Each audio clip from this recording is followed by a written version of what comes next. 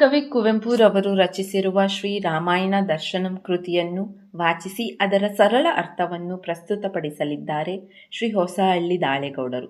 ಅದಕ್ಕಿಂತ ಮುಂಚೆ ನಮ್ಮ ಚಾನಲನ್ನು ಸಬ್ಸ್ಕ್ರೈಬ್ ಮಾಡಿಲ್ಲ ಅಂದರೆ ಸಬ್ಸ್ಕ್ರೈಬ್ ಮಾಡಿ ಮತ್ತು ಈ ವಿಡಿಯೋನ ದಯವಿಟ್ಟು ಶೇರ್ ಮಾಡಿ.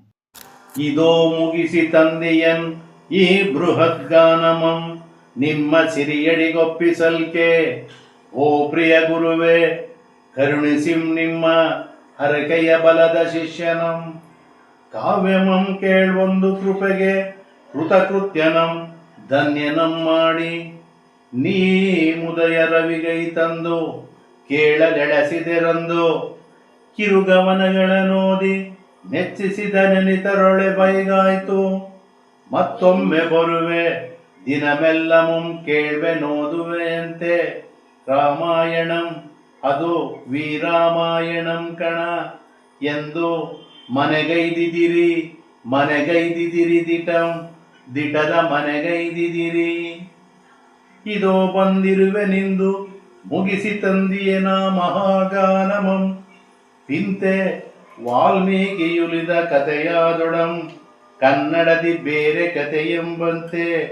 ಬೇರೆ ಮೈಯಾಂತಂತೆ ಮರು ಹುಟ್ಟು ಒಡೆದಂತೆ ಮೂಡಿದಿ ಕಾವ್ಯಮಂ ವಿಶ್ವವಾಣಿಗೆ ಮುಡಿಯ ಮಣಿ ಮಾಡಿಹೆನ್ ನಿಮ್ಮ ಕೃಪೆಯಿಂದೇ. ಪೂರ್ವದ ಮಹಾಕವಿಗಳೆಲ್ಲರೂ ನೆರೆದ ಸಗ್ಗದ ಸಭೆಗೆ ಪರಿಚಯಿಸಿರೆನ್ನನು. ಸಂಘಕ್ಕೆ ಮಹಾಧ್ಯಕ್ಷರಲ್ತೆ ನೀ ಹಿರಿಯರಿಗೆ ಹಾಡುವೆನ್ ಕೇಳುವುದಾಶೀರ್ವಾದದಂ. ನುಡಿಯುತ್ತಿಯುವುದಾ ದಿವ್ಯ ಕವಿ ಸಭೆಗೆ ಗುರುವಾಣಿ ಕೇಳಾಲಿಸ ಗುರುಕೃಪೆಯ ಶಿಷ್ಯಕೃತಿ ಸಂಕೀರ್ತಿಯಂ.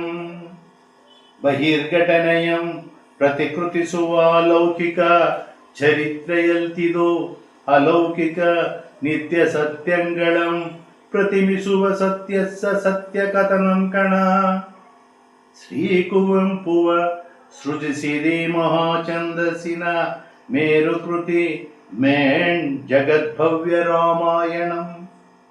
ಬನ್ನಿಮಾಶೀರ್ವಾದಮಂ ತನ್ನಿಮಾವಿರ್ಭವಿಸಿ ಅವತರಿಸಿ ಮೀ ಪುಣ್ಯ ಕೃತಿಯ ರಸಕೋಶಕ್ಕೆ.